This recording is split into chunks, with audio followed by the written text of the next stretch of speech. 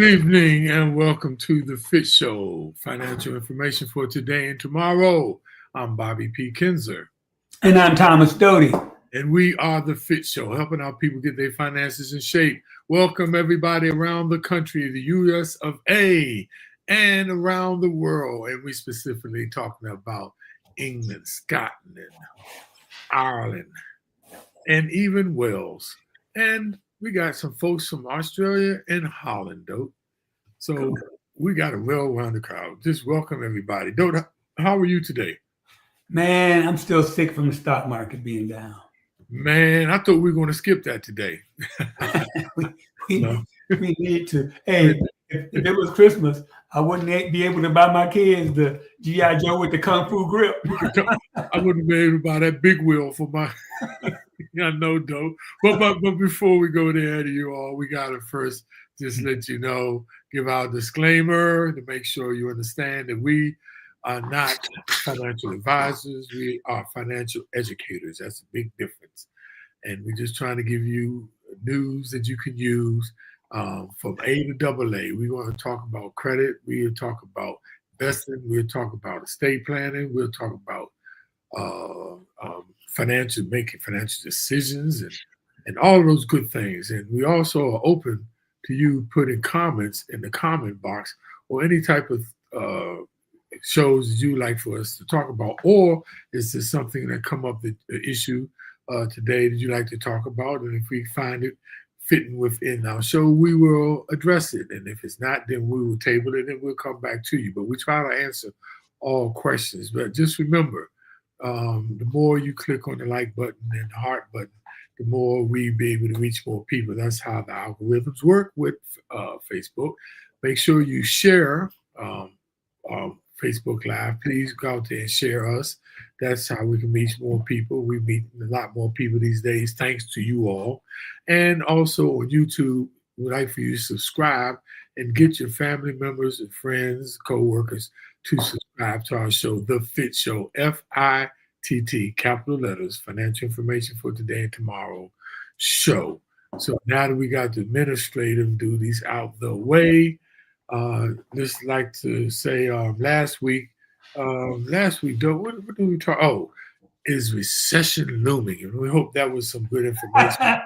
But that was recycling. Oh, give me a lotto number. Recycling. Was that not a good lead-in, though? I'll tell you what. But today's show is going to be talking about spring clean your finances. Spring cleaning your finances. And that's an interesting topic, though. Before we get into the topic of the day, let's get into our favorite topic at the start of the show that we always start with, though, is the stock market. Well, it's not our favorite topic today, my brother. Rough day on the street. Market drop was down 1,600 points because of all this tariffs. And the talk of reciprocal tariffs by the countries targeted. And you're getting other effects with people pulling out of bonds and kind of creating havoc with the dollar as kind of a retaliatory acts by other countries against us. It's really creating a nightmare. And this is, nobody knows what's going to happen with this. All I know is a buddy of mine told me there have been 2 times where the U.S. has tried to go crazy with tariffs. One was in 1848 and the other one was in 1930. And in both cases, the market crashed or it created a real bad situation. Obviously, wasn't no market in 1848, but in 1930, that was right before the Great Depression. And so it's like nobody remembers that. And so when he was espousing the benefits of tariffs, and again, we're not going to be a political show. All I can tell you is, no, this is a financial show. It's creating havoc in the market. Yes. There's going to be more uncertainty. Nobody knows what's going to happen. And it's going to create inflation because it's going to cause things to go up. We just don't know to what extent. And the crazy part How long? is, yeah, typically when you have inflation, it's because the market is booming, but our market looks like it may be slowing down. So we may end up having something called stagflation, where you have a stagnant market and inflation, which is the worst of both worlds, because when you get a stagnant market, you're going to get a lot of people getting laid off, losing their jobs, and prices going up. So things could get ugly, but again, we're not a political show, but this is the result of our number 47. So that's all I'll say about that. But if you look at our chart, S&P is down 300 in a week. NASDAQ's down 7%, took a killing. You can see it in the stocks. Microsoft down 18, Apple down 21, Nvidia 9, Google 11, Pfizer's only down 1, but still 4%, and Palantir is down 6.7. So they're all within the close to that 7% drop in the NASDAQ. All the big boys took big hits, and a lot of the thinking is with these tariffs and the effect on the market, people won't be as aggressively investing in AI, which is going to cut spending and it's going to hurt those technical stocks. But really, at this point, nobody knows what the results of this are going to be. All we can tell you is probably going to be bad. And as we always tell you, now is not the time to panic. We'll just have to wait and see how this thing plays out. But if you got a diversified portfolio, you got a plan, you stick to those things, and this too shall pass. Yeah. But don't. Hey, and just so y'all know, I'm not drinking. even though if I did drink, I would be drinking today. But don't. The good news. We talk about diversification all the time, right, Dope? Oh, yeah. Gold is up $14 an ounce today. $3,135 an ounce, the highest it's ever been. I got in at $1,300 back in 2017. That's some good news. Yeah. If you got some silver, gold, silver's up too, by the way. Silver's up to about $32 an ounce. And I got some silver too, Dope. So there's good news. That's the beauty of having a diversified portfolio. But Dope, if you have cryptocurrency, it's not looking good. The cryptocurrency market overall is down 7%, and that usually filters down to each individual cryptocurrency. The number one cryptocurrency, Bitcoin, is down 5%. Last week it was 87,000. This week is 82,538. Remember, cryptocurrency is 24 hours. So this is what I got the price as of just before we got on, about 7 o'clock. It was at 82. I'm hoping it's still there. Let me see what it is. Let me tell you how it works. That was just at 7 o'clock. The amount now that Bitcoin, it's up, though. It's up by about $1,000. Okay, there's good news right there for you folks. But it's the other ones, other crypto, we tracking the top 6. And the top 6 is Ethereum, Tether, Ripple, which a lot of people is XRP. They hear was moved, that was outside of the top 10 for the longest. Now it's number 4. Binance was outside of the top 10 until this year. Now it's in 5th place. And like we say, it's all about the long play, everybody. Try not to panic, but we got some good news. We're going to talk about spring cleaning your finances, and it's going to hopefully give you some ideas on how to weather this particular time and place with the economy, and hoping that would calm some of your anxieties, though. So let's start with that today. Yeah, your spring cleaning. Everybody does that, and you hate to start it, but usually when you finish, you feel good that you've got some things behind you. a little less worried about problems cropping up down the road. We think you ought to do the same thing with your finances. Do some spring cleaning. There's some things you ought to do to to eliminate problems happening down the road. So what we're going to talk about today is some of the little things you can do in your financial life to keep things straight, declutter some things, simplify some things, and make sure that everything is where it should be and is pointing in the right direction. That's the great news, Dope. I like to hear.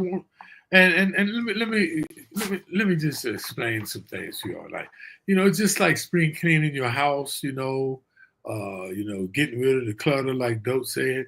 Now, spring cleaning, your finances go something like this, your finances, you should do this annually anyway as a ritual, especially with the current stock market being so volatile. It's important to control what you can. You know what I mean? You can't control everything we face, we can't control, but you can't control anything unless you face it.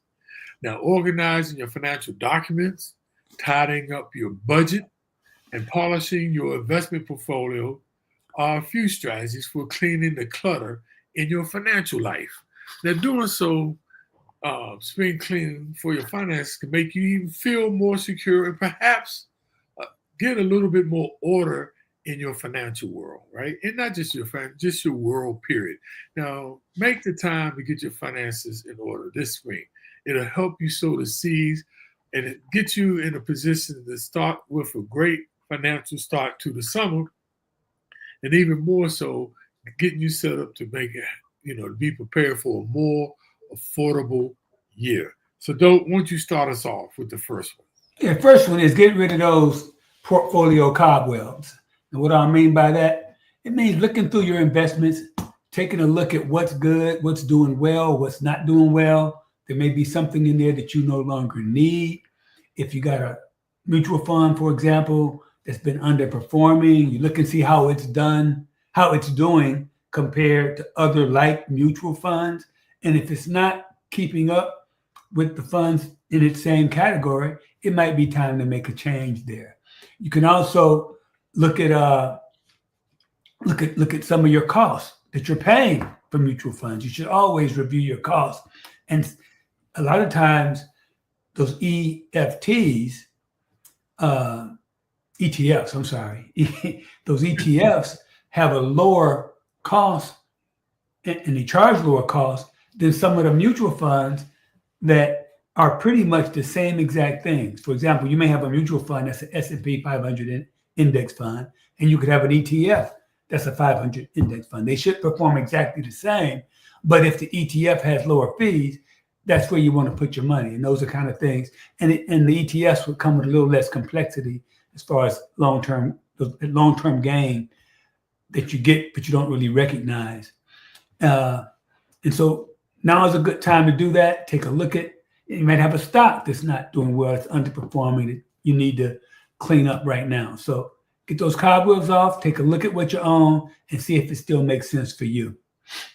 That's good advice. Another one is maintain your balance. Now, investors in the U.S. stocks and the market last few years have enjoyed impressive gains. I'm sure you've seen it in your 401k plans. But letting that money ride likely means your portfolio will stray away from whatever allocation targets you set previously to fit your risk tolerance and goals. Remember, me and Don't always talk about risk tolerance and your goals and time frame, right? Now, consider a $100,000 portfolio with 60% and 40% in bonds as an example, right? Now, at the start of the bull market, that would now be closer, when the bull market was last year, the end of last year, that 60-40 could have easily went to 70% stocks, it's as far as the mix, and 30%. So as tempting as it, may be to hold tight to, your winners, sometimes rebalancing pays off. Now, investment research from Morningstar found that portfolio rebalance annually to a standard allocation, and this is just an example, but it shows that History shows that a standard allocation of 60% stocks and 60% bonds suffer smaller drops during bear markets, and that makes sense, right? Than those that are rebalanced more frequently, or not rebalanced at all. Because I know some people don't rebalance at all.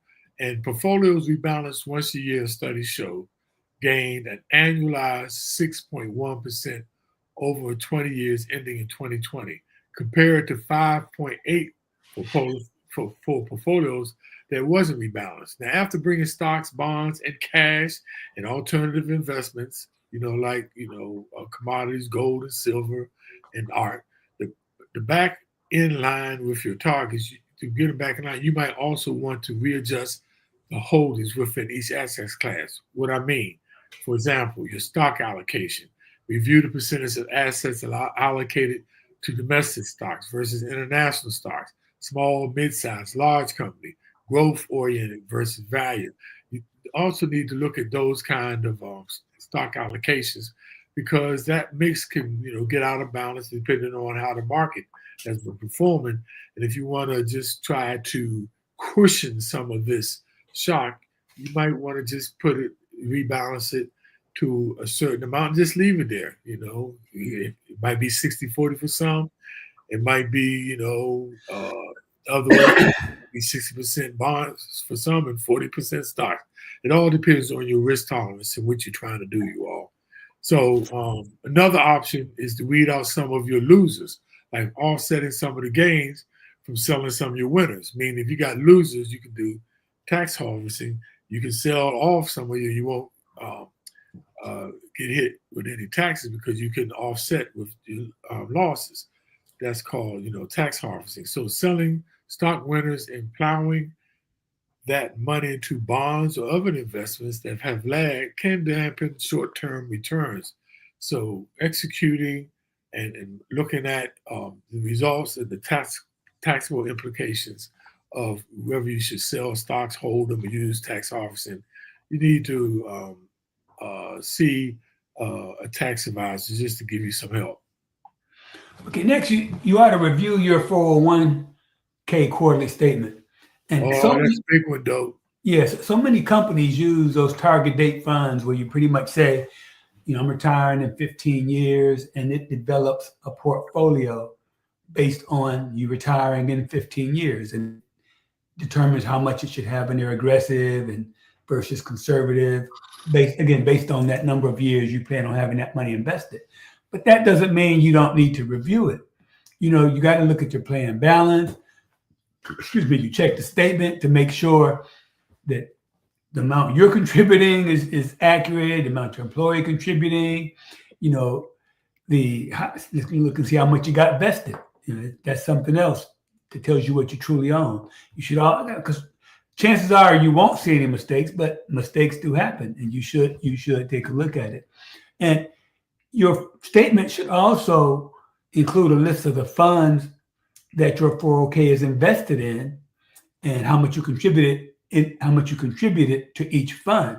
And you can use this to determine whether you need to make some changes between funds. You shouldn't worry so much about short-term gains, but look and see if the fund you're in is not performing right.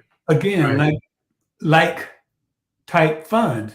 And maybe you need to make some switches or some changes between funds in your company. For example, if a fund has consistently lagged behind the benchmark, like typically that's the S&P 500, then maybe you should switch to something else. And that statement's also going to show what other investment opportunities are available through your company. And it shows their performance too. And you might find something that you think you can do better in than what you're currently doing better. And another thing is to look at your asset allocation, which is how much you're investing in each particular type fund.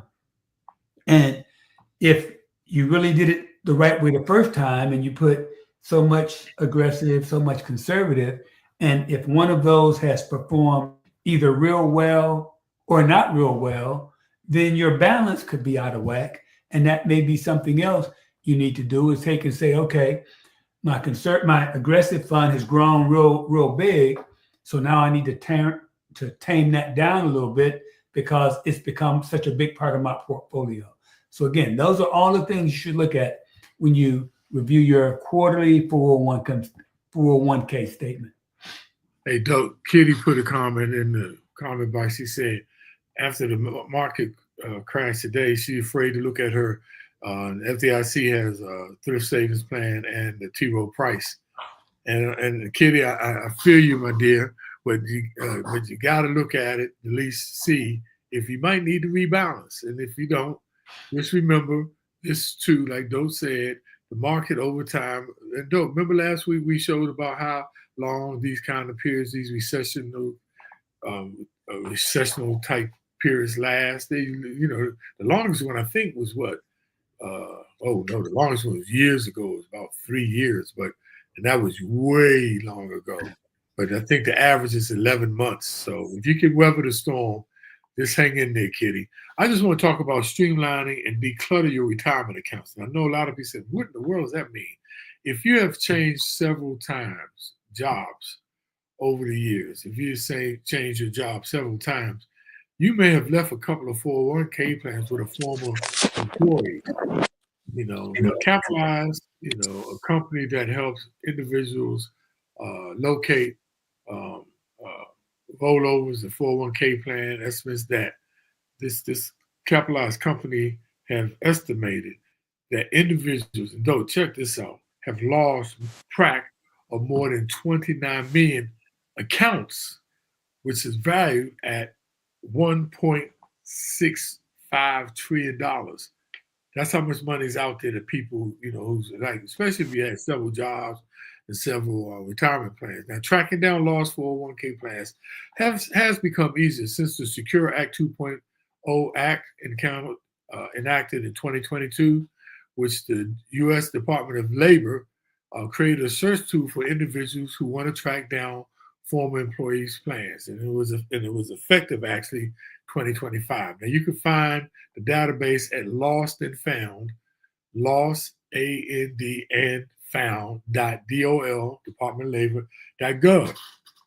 You need to verify your identity through login.gov and sign in to service administered by the federal government, to assess the database. Now you search the files and accounts for the plan, and those should provide some key data to help you, research, your account number, contact information, your employee. And believe it or not, though, there is possible that your employer have turned over the 401k balance to the state's unclaimed property fund. And we've talked about unclaimed property fund before. I don't know if y'all realize that, but some of y'all missed that. But there is a site out there for unclaimed property where there's money that have been out there unclaimed by you, and you can go out there and search. And some of these people's 401k money, over a certain period of time, your employer will turn it over to the unclaimed property fund, and you can go out there .gov and find out some information there. I mean, this kind of shocked me, though, how much money people have out there and from several jobs, and they sometimes don't keep up. Now even if you know where your 401k plans are located, it is often a good idea to consolidate it either by rolling them into your current employee's plan, if that's permitted, or by rolling them into an IRA. And that way, you'll have a complete picture of your retirement savings, which will help you develop the appropriate asset allocation to determine whether you're on track or not. And the last thing I just want to say about this, rolling the funds into an IRA could give you more access to more investment options. And the same brokerage firms, some of them sweeten the deal by offering you a cash incentive.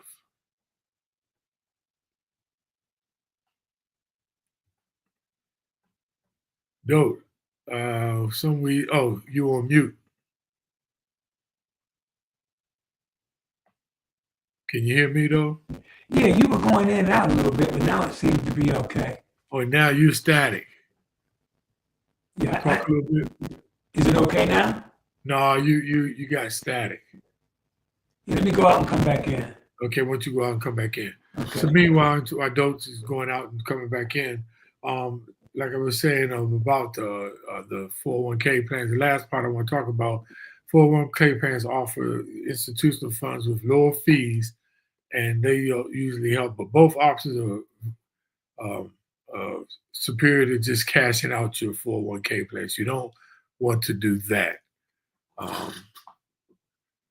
So Kitty says today's market crash is all about the series of terrorists which might lead to a global trade war. That is a big part of it, Kitty. You're 100% right.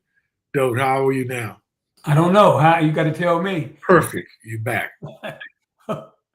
Okay, that's kind of weird. I don't know if you're having thunderstorms up there or what, but something's going on. Right. But next thing I want to talk about is opening an online account with the Social Security Administration. And this is big, Dope. Yeah, because I mean, it's something you have to do for a couple of reasons.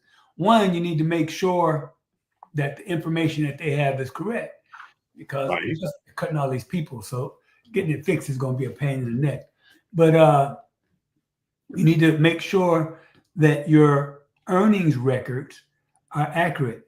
And some people are even saying you should make copies of your earning records in case with this big overhaul in employees that something happens and you have to prove that you made the amount of money that you made. It would kind of be hard to retrace that or recreate that information if for some reason it's destroyed in all this craziness that's going on. But the main reason you do it is because errors may occur. Your employee could have reported your earnings wrong. You want to make sure your earnings are correct. And the other thing you want to make sure, if you open an account, that no one else can open an account in your name. That's the good one, though. You're not kidding, because I mean, the scammers are out there. That's the same reason I always try to tell you guys to get your taxes done as soon as possible to keep people from filing taxes in your name. It's the same thing with the Social Security Administration. Set the account up. And now if you already have an account set up, but you did it before September of 2021, you'll need to go back in and create another account because they're transitioning to a different system. So now you go into login.gov instead of SSA.gov. So if you did it a long time ago, take the time to go in, create the new account on the new system, just so you stay up to date and check and make sure your information is correct. So that when I saw that one, I thought that was key, because a lot of people think, well, I'm not, close to taking Social Security. But no, you need to check in, like you said, to make sure they got it correct and you're getting the right amount of credits for your time. And once you log in, then no one can then log in and act as if they're you. That is so important, though. I like that. That was high on my list. Next, we're going to talk about. Happen. Say it again, though. Mistakes happen. Yeah, and we talk about it all the time. Especially if you're a female, you change your names, or you're male and change your name. Oh, yes. Yeah, that's another thing that could create issues with your Social Security information. So you need to check and make sure it's right. And we talk about this all the time. Not just that, you need to check all your accounts. You need to look at your bank accounts. Other documents that you can't, because with technologies now and new systems, and they're going from one system to another, it's so important that you stay on top of just reviewing all your. And one other one is keeping track of your receipts for tax purposes. Now, there's a good chance that you have a lot of receipts for tax deductible charitable contributions, for example, or even medical, expenses eligible for reimbursement from the health savings account, the HSA accounts. And if you work for yourself or have a side gig, you need receipts to back up your deductible business expenses. These slips of paper can pile up fast. Streamline the process and by scanning them. Now, they got some apps out there, Shoebox and Expensify. They got some apps that can help you. One costs, one doesn't. Once you download the app, all you do is take a picture with your smartphone and scan and store the receipts. Like I said, there's apps to do this. Shoebox charges and Expensify, EXPENSIFY, why it's free for individuals. But if it's your business, they charge you a fee. Yeah. The next thing you do, and this is so funny because this is hard for some people and easy for some people. But get rid of stuff you don't need. Okay. Some people like to hoard and hold on to everything. They're cautious and want to, just in case I might need that. But as a general rule, you should only keep tax information 3 years back. Right. Because usually that's how far back the IRS will go as far as if you have to make a change. If you need to do amended return, you can go back 3 years, and that's usually the time frame in which the IRS can question you in 3 years.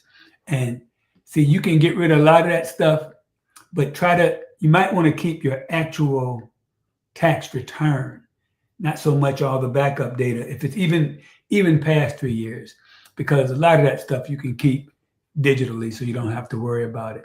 Now, be aware that the IRS can go back 6 years if your return omits more than 25% of your income. And there is no time limit if you cheated and are guilty of fraud. So if you're out here guilty of fraud, they can go back 30, 40, 50 years. It doesn't matter. And so some things you might want to keep longer than 3 years. And that might be if you bought stocks, some information on what you paid for stocks or what you sold stocks at, because you may need that for tax purposes in the future. And things like pay stubs, you don't really need those anymore. Once you get to the end of the year and you get your W-2, that pretty much verifies what's in your pay stub. And most of those are digital now anyway.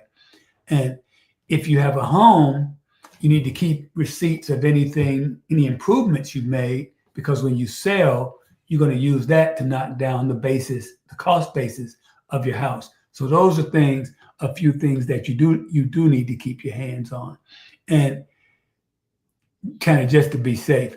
But like I said, a lot of that stuff you can digitize and get rid of a lot of the clutter and papers, and you don't need to buy new file cabinets or rent storage space to keep all that stuff if you put it on an encrypted zip drive or put it in the cloud, because our IRS does accept digitized copies as long as they could read them.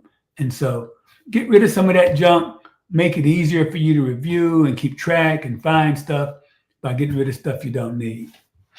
Hey, Doe, Garnett Nickens is asking, what is the login that you talked about for Social Security that changed? It's login.gov. If you try to go to ssa.gov, they'll automatically push you to the new one, and it should be login.gov.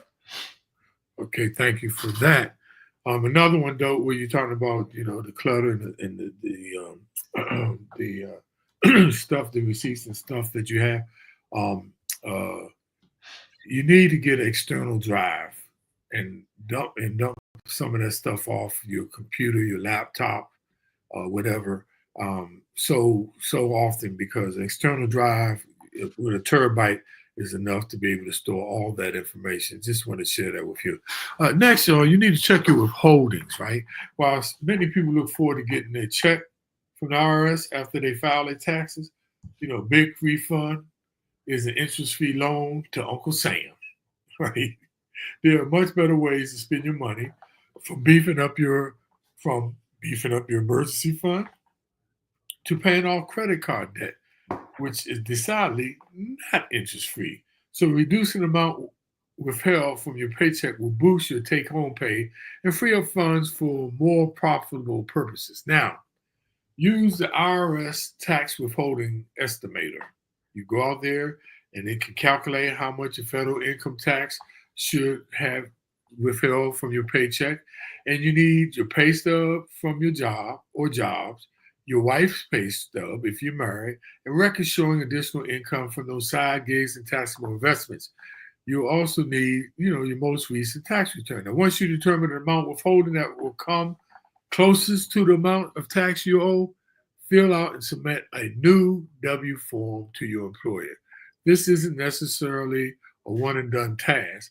if your personal situation changes in the future, you have a child, for example, or get divorced, you may need to update your full W-4 again. Now, you should also update your W-4 if you owed the IRS a lot of money. Even if you paid what you owed when you filed your tax return, you could be hit with an underpayment penalty if you fail to have enough withheld during the year. In that case, you want to have more withheld from your paycheck. That's looking at your and updating your W-4. Yeah, Bob, the actual rule is you have to have paid 90% of what you owe, or at least have withheld the same amount that you owed the prior year. So I'm sorry, say that again, though. yeah, you have to, in order to avoid paying a penalty, Right.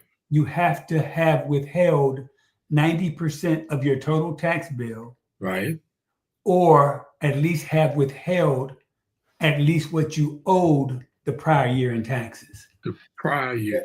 Yeah, since this is tax season, you know where you are now based on last year. So if you got a big refund, you need to reduce that and put that money in your pocket and put it to good use. If you owe a bunch, you need to adjust it the other way to make sure you don't have to pay a penalty, because you're probably going to get a raise. And sit down and look at what you got coming in this year, so you can have an idea of where you're going to be. It's another thing you should do during spring cleaning.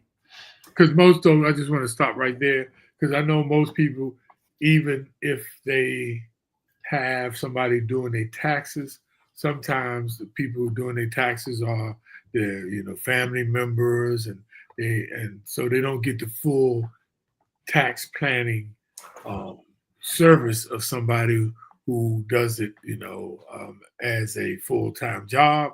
So you need to think about that yourself, you all, because they may not sometimes tell you what Dope just said. That's that is very key. So yeah. Next item we're going to talk about is estate planning. Dope, you've gone back to Fuzzy Wuzzy again. What the heck is going on? Technology. Or we could be being hacked by. Is it okay now? Nope. Okay, you gonna go out and go back in again? Please, because you sounded like Harry Belafonte with that raspy voice. Yeah. So welcome everybody who's just coming on. Thank you for tuning in. And as we always say, make sure you click on the like button and the heart button. That gives us more traction to be able to meet more people. That's how the algorithms work here. So we appreciate if you do that. And look, if you have any comments on a new show or something like that, please make sure you put those comments in the comment box, because we like to make this interactive. How is it, Bob? Yeah, now you're sounding, but the interesting thing, you're sounding better, but you still look like Harry Belafonte. But it's on you, though. Considering that he's dead, I don't think I want to look like him anymore. Oh, he's dead? I didn't know Harry passed. He's been dead. Where you been, buddy? No, he did not. It was just this past year. It's longer than that. But anyway, moving ahead. I was talking about estate planning, and that's something, you ought to take a look at while you're in the mode of spring cleaning. Make sure everything is where it needs to be. Make sure your beneficiaries are all who you want them to be, that nothing's changed. Make sure you got your living will, your healthcare power of attorney, your financial power of attorney, and your last will and testament, and a trust if you need to have a trust. And if you don't have all four, find a legal person to help you get those things done. I don't recommend doing it yourself or using those apps to get it done, because they're typically for very simple and generic type situations. And so spend the money, get it done right, make sure things happen as you want them to happen. And I also recommend talking to somebody in your family. If it's not your spouse, or both of you are elderly, make sure you got a younger person who knows how to get at your financial stuff if need be, if something happens to you, because that can be key too. If something happens and nobody can get at your financial information, that could create all kind of problems. And again, look at your beneficiary declarations and see if anything's changed there that you need to review. Those are the kind of things you ought to make sure you get done. And note, on that note, you need to check your beneficiary designations. Now, some financial accounts and products, such as annuities, retirement plans, life insurance policies, and even bank accounts, ask you to select a beneficiary. Now, the beneficiary, listen to this clearly, you all. The beneficiary inherits these accounts on any insurance payments, even if you name someone else in the will. The beneficiary supersedes any will. I didn't realize that. For example, if an ex-spouse is still listed as beneficiary on your retirement account, they would inherit the money when you pass away. Updating the beneficiary's designations is so important, and it's quick and free. You submit a change form which lists your account policy information and name, beneficiary's name, contact information, social security number to the company. All you do is send it to the company that is managing the account. You don't need permission from the original beneficiary to make the change unless you made the original selection of an irrevocable beneficiary. Very key. Yeah. Next thing, probably a lot of people don't do this one either. Review your bank statement. Take a look at your bank. There's no reason you should have fees on your bank statement. You got to find a way to get away from those. Banks are obviously looking to charge fees for everything they can. So pull it out, make sure you aren't getting charged for any fees. And if you are, figure out a way to get around it, go into your branch, talk about it, or simply find a bank that doesn't charge you fees in order to do banking with them. There's a lot of them out there for a bunch of different reasons. They'll give you free checking, okay? And also look at any other fees they charge. Make sure you aren't paying to get statements or to get your money out. Look at your statement, check out the fees, and try to find ways to eliminate them so you aren't paying those. This is a pretty interesting one. Do your banking under one roof. Now, I know a lot of people open up several different bank accounts because sometimes people are getting, rates, high yield savings rates and things like that. But after open up a bank account after a bank account to try to get some bonus offers or competitive rates is very tempting. It makes sense, but having more accounts than you can handle can lead to paying extra fees, losing track of your passwords, or even letting some of your money sit forgotten. And a number of online banks consistently have low fee, high yield checking and saving options. Discovery have a no fee savings account, and they have competitive rates right now at 3.75%. And it compares to a lot of. There's another one called cash back credit checking. There's a lot of different. American Express even has a high yield savings account recently offering 3.8%. Just to and check it out. Remember when me and Dope was telling you there were high yields at 5% and y'all could possibly get them. Look at the rates; they're going down though. And there's a lot of these have no monthly fees. Now, while these institutions, along with other owned banks, can offer higher rates because they don't operate brick and mortar, and it saves you money. Traditional banks usually have more products and wider branch networks. So, choose a financial institution that makes the most sense for you. If you find that you're no longer using a certain account, say a savings account that has stopped offering high yields, close it down and try to, bring all of that under one roof so you don't have all these money all over the place and different passwords and you forget about certain money. It's just easier to manage. Yeah. Another thing you ought to do is consider getting all your bills on autopilot. If you're paying things manually each month, maybe you can just set up automatic payments. You can avoid the hassles of making sure you pay on time just by setting it up to do it automatically. A lot of companies, I know my Verizon offers a discount for automatic paying my my wireless bill, and I do it with a credit card that gets me points. You know, I like my points. And if you don't want to set it up through the vendor, you can actually have your bank pay your bills for you, because there's push and there's pull. When you talk about a vendor pulling money from your checking account, that's when you go to the vendor's website and you set it up for him to pull money out of your checking account. A lot of people prefer to be the one making the transaction, so they set up their bank account to pay specific vendors on certain date. And either one that works for you, both of those are better than you manually doing it. And I hope a lot of our people aren't still writing checks, because as we've talked about before, that's one of the easiest ways to get scammed with a check that somebody can get their hands on and wash it by changing the pay to person and changing the amount and getting their hands on your money. So, and if you think about it, a check has the routing number and the account number on the front of it. Very easy, very easy to steal your information when you got that data. And your signature. Yeah.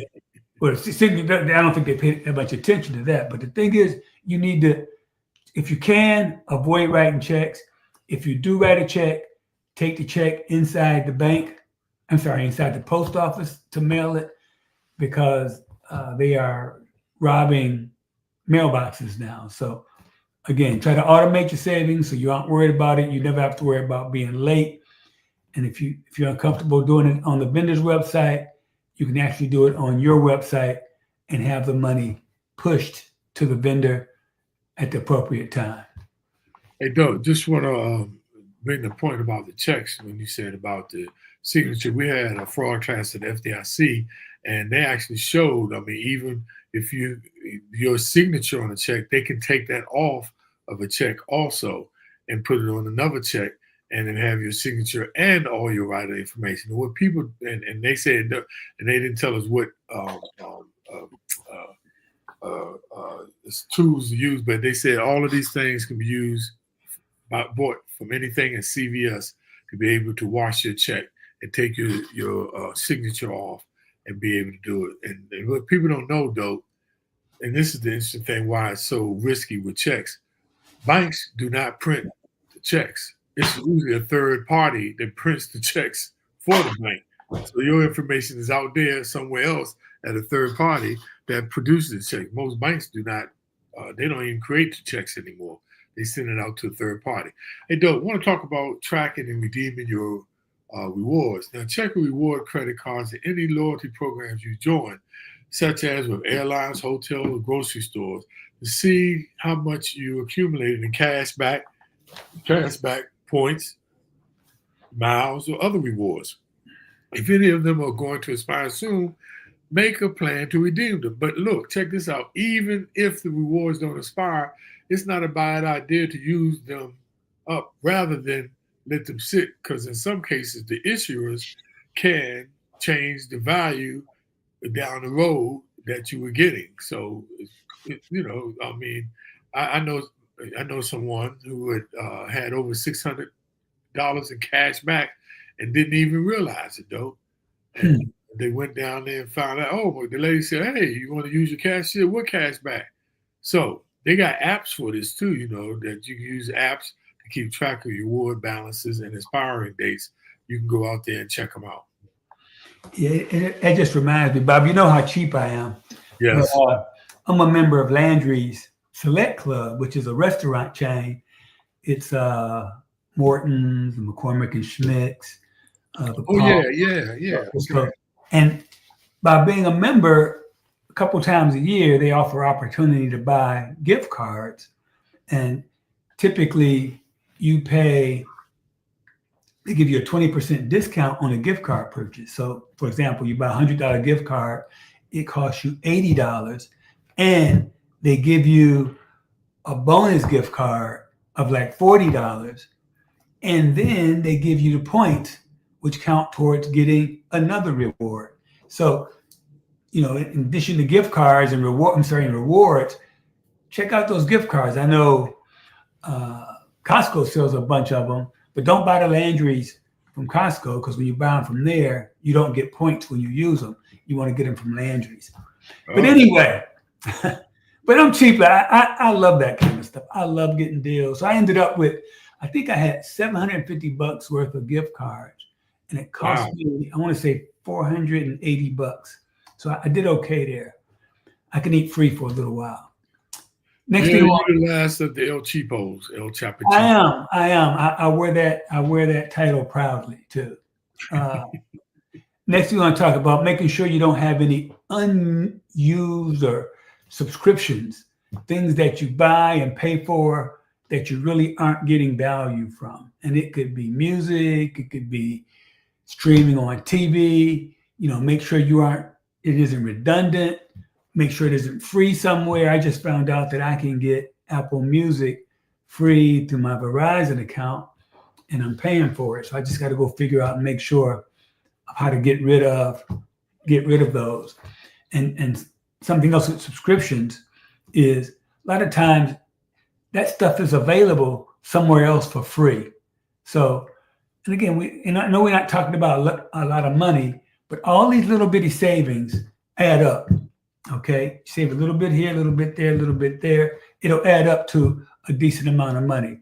So just make sure you aren't overpaying for things that you don't need, that you aren't watching, that you aren't reading, and that not redundant, that you aren't paying for it in a couple different places. Okay. And one other thing I want to mention is check out, and probably a lot of people do this, but me being as cheap as I am, I do. I always look and see what benefits my credit cards have other than giving me points. For example, my Amex card allows you to take, I think it's $10 a month off your cable bill. Whether it's DirecTV, YouTube TV, whatever it is. You could take $10 a month off, I believe it is, for like 3 months. They give you breaks on your insurance bill. Chase credit card that I use, it gives you certain offers. So take a minute to look at the benefits on those credit cards. And again, you save $20 here, $10 there, $5 there, it all adds up. And dope. Lastly, now this is kind of interesting that it falls under this spring cleaning your finances, but get your inbox in order. And I know some of y'all know what I'm talking about. If your inbox is filled with hundreds or even thousands of emails, it's easy to get overwhelmed and miss important messages, especially financial messages. Now, clutter stresses us out no matter, what form it takes, right? Email clutter is contributing to not just that as much as, email cluttering is contributing to that just as much as physical clutter. Now, there's a 4-step approach to organizing your financial spaces, physical spaces, that also works for inboxes. Now, there's a lady named Moynihan. She's had this 4-step approach that has helped a person manage 70,000 emails and get it all the way down to just a 0 in 1 week. And here's what she recommends. Set aside the time. Recognize that this is causing you stress. And if you put some time aside, it will make your life a lot easier. Get it and give it the priority it deserves. To start, set aside about 2 hours. And if you need more, finish job schedule sometime on your calendar later and come back to it. Declutter and delete. Sort emails by sender makes it easier. Notice what I said, by sender makes it easiest when you sort it like that to identify the messages that you can delete in bulk, such as old news alerts or notifications for sales that have passed. Give yourself a quick win, and then that motivation can help you keep going. Next, organize and create folders to organize your emails, such as maybe a personal finance folder, one for bills, one for family, one for articles that you want to read later. Now only items that are pending or you need attention should be in your inbox. Now use this inbox almost like a to-do list. Once you address an email, your file, you file it into that particular folder. I know this sounds really simple, but a lot of y'all don't do it. And how about this? Reset, delete or file emails as they come in. Unsubscribe from unwanted emails, because a lot of us don't do that. You need to take the time to unsubscribe so you don't be getting a bunch of those emails, and delete your spam folders contents in bulk after a quick check. I know most of y'all don't. Go to the spam folder and empty it out. Do a quick check. Now schedule time for regular email maintenance. Carve out a specific time every day or weekly. Because I don't know about y'all, but I get over about over 100, sometimes 200 emails a day. Yeah, and the only thing, Bob, I worry about clicking any link on spam. So even to unsubscribe, I get a little nervous about that. So I usually go into Apple. I have an iPhone, and I just hit report spam. Spam, right. And then I block. So I don't even, if it's spam, I don't even worry about unsubscribing because it probably doesn't do any good anyway. Right. I'm a little leery of clicking any link on an email where I don't know where it comes from. So that's the only thing I would say counter to what you're saying. I'm not sure I would try to unsubscribe from stuff that you know to be spam. Right. But sometimes you open it up. You know what I mean? If you do. Open it up, not a problem. You have to click a link for them to do anything with you. Right. Yeah. So I'm not gonna hit unsubscribe on something if I don't know where it's from. Right. Yeah. That makes sense. All right, Dote. Let's go. I mean, that was a lot as always, but let's go to the summary and takeaways and try to sum this all up and wrap a bow around it and call it tonight. Okay, Once you start off. I'll get going first. First thing you want to always do is a portfolio review. You want to take a look, especially now since you just finished your taxes, you can get a feel for where you are, what the year is going to hold for you. You should do it throughout the year, but now is a good time to spring clean and take a look. You also need to take declutter and organize, which I talked about a minute ago. Look at your bank statements, declutter and organize. You look at your bank statements, make sure you're not getting no unwanted fees, unused subscriptions, declutter, and organize, and check your redeem rewards. It's so important, and make sure that you just organize your files a lot better. Yeah, review your taxes. Make sure you're on board. Make sure you're not getting too big a refund. Make sure you don't owe too much.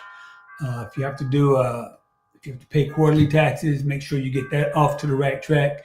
But now is a good time to take a look at that and make sure you're set for the year. And maybe something's coming down the road, a big bonus, or you got some other financial incentives coming in. Take those into account.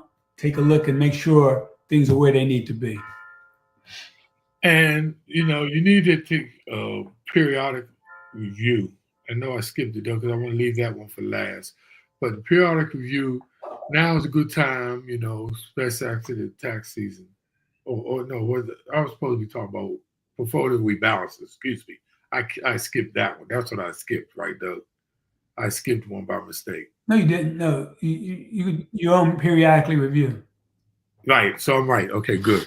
So, like Doug said, this now is a good time after the tax season, and this should be done throughout the year. You need to review all your records from the bank statements to your portfolios to your 401, 403Bs, your IRAs, your estate planning documents, your designations. All of those things you need to do periodic review because, as we said, everything is electronic now. There's so many moving parts. Information can be lost.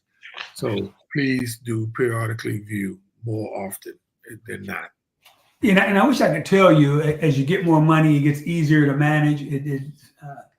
No, it gets more difficult. It's more moving parts, especially in these crazy times we're in now. So you got to stay on top of your finances. You got to make sure you don't come up short. You don't get scammed. Things are pointing in the right direction. Nobody's making a mistake on your account. You have to stay on top of your finances. It's not easy, but it's necessary. And the worst thing can happen to you is you build wealth and then lose it because you aren't staying on top of things. So make it a point to do that. Well, with that, Dope, that brings us to the end of our wonderful show. This was 192, if I'm correct. Yeah. Wow, Dope. There's a lot of shows, y'all, and a lot of y'all been with us the whole time. So we want to thank you all, and that's why we always do a roll call, because we want to tell you thank you, and we appreciate y'all being on. Motor Steen from Lexington, South Carolina. Carl Chapman, Garnett Nickens, Joanne Skinner. What's up, Joanne? How you, darling? My wonderful sister, Nolia Melton, and my other sister, Gloria Browner. And they got the middle name Kinzer. And I don't know where Linda is today, but I got my two sisters, though. They got my back. Rodney L. Madison Sr., yes, the noteexperience.com. Go out there and check them out. Thank you, too, then, Rodney.